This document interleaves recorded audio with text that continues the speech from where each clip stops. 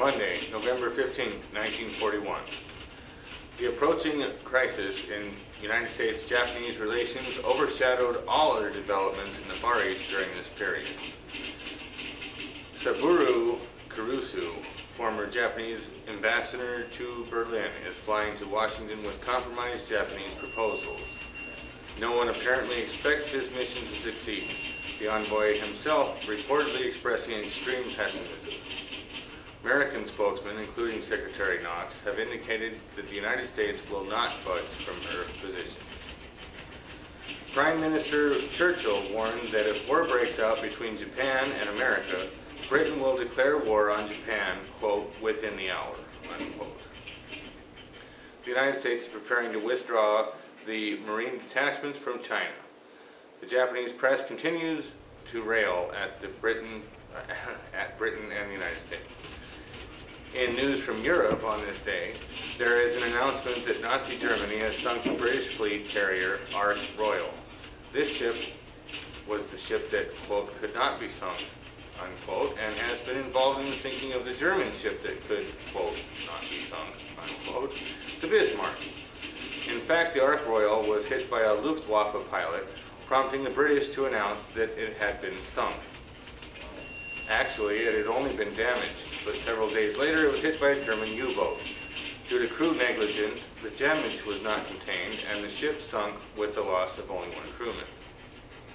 Also on this day, in 1941, SS Chief Heinrich Himmler orders the arrest and deportation to concentration camps of all homosexuals in Germany, with the exception of certain top Nazi officials, possibly including Hitler himself. In other November 15th news, in 1942, during World War II, the Battle of Guadalcanal ends in a decisive Allied victory. In 1943, during the Holocaust, German SS leader Heinrich Himmler again orders that gypsies are to be put, quote, on the same level as Jews and placed in concentration camps, unquote. In 1945, Venezuela joins the United Nations. Wow, what a help that's been. In 1949, Nathuram Godse and Narayan Apte are executed for assassinating Mahatma Gandhi. In 1969, during the Cold War, the Soviet submarine K-19 collides with the American submarine USS Gato in the Bering Sea.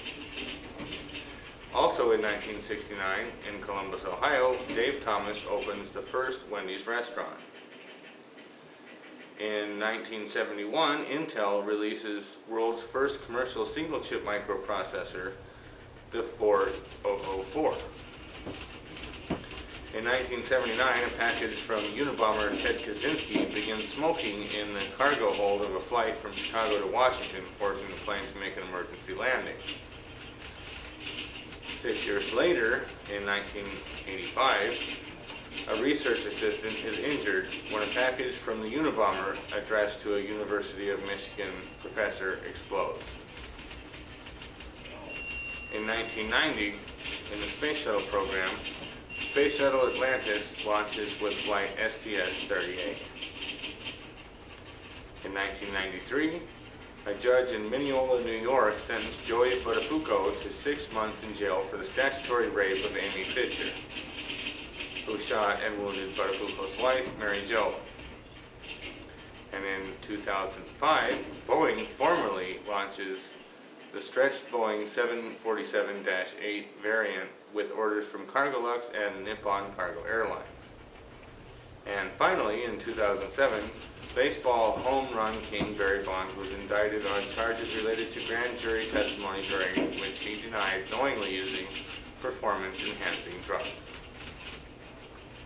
Some very famous people were born on November 15th, and some of those I'll list here. In 1977, Sean Murray, an American actor known for JAG and NCIS, was born. In 1957, Kevin Eubanks, American jazz guitarist and Tonight Show bandleader, was born. In 1952, Randy Macho Man Savage, an American professional wrestler, was born. He died earlier this year. In 1951, Beverly D'Angelo, American actress known for National Lampoons, was born. And in 1947, Bill Richardson, Democrat, governor of New Mexico and former ambassador, was born. In 1940, Sam Waterston, American actor from Law & Order, was born. In 1932, Petula Clark, an English singer known for Downtown, was born. In 1929, Ed Asner was born. In 1919, Joseph Wapner, American judge from the People's Court, was born. And finally, in 1887, Georgia O'Keeffe, an American painter, was born, and she died in 1986. Very famous people also died on November 15th, including Ray Lewis, the Canadian athlete, died in 2003. In 1998, Stokely Carmichael, an American civil rights activist, died, and he was born in 1941. In 1996, Alger Hiss, an American government official and Russian spy, died, and he was born in 1904. And finally, in 1794, John Witherspoon, an American signer of the Declaration of Independence, died, and he was born in 1723. Here's some average costs from 1941 and 2011. In 41, a car cost $925, and now it is $30,000. In 41, an average house was $6,900, now it's $243,900. In 1941, an average gallon of milk cost 34 cents, now it's $3.28 for a gallon.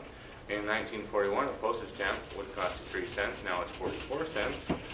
And in 1941, the average annual salary was $2,050, now it's $39,403, with the minimum wage of 30 cents an hour, now at $7.25 an hour. And in 1945, a New Yorker magazine cost 15 cents, now it'll cost $5.99.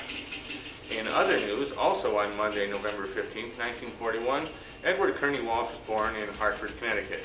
He was born to Irish parents and was the youngest of 7 children. His brother Jackie was the fire chief for Willimantic, Connecticut. Edward married Ethel Walsh, and they currently reside in Phoenix, Arizona. They're the proud parents of 2 children, Chris and Amy. Edward is currently employed by the Arizona Department of Transportation as the tunnel supervisor for the Deck Park Tunnel in downtown Phoenix. Happy birthday, Ed. Wishing you many more to come. And to borrow a line from Dennis Miller when he used to do the Weekend Update on Saturday Night Live, that's the news.